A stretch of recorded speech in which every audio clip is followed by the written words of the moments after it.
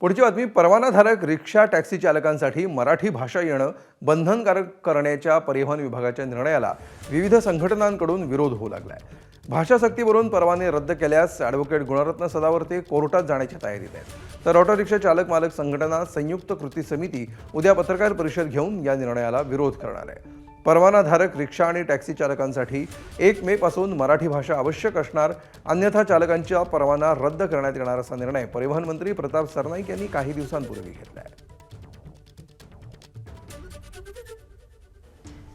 रिक्षेवाला भाऊ आमचा, टॅक्सीवाला भाऊ आमचा, त्यांना मराठीच्या नावावर, भाषेच्या नावावर त्यांना धमकी दिली चालली आहे. सर्वांकष खुली धमकी दिली चालली आहे. धमक्या देणं थांबवा.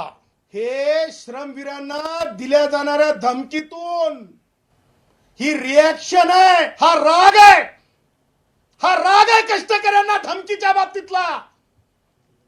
प्रताप सरनाईक कायद्यापेक्षा मोठा नाही. तुमच्या अशा वर्तनामुळं उपमुख्यमंत्री एकनाथरावजी शिंदेची उद्धव ठाकरे सारखी अवस्था होऊ नये. एबीपी माझा, उघडा डोळे बघा नीट.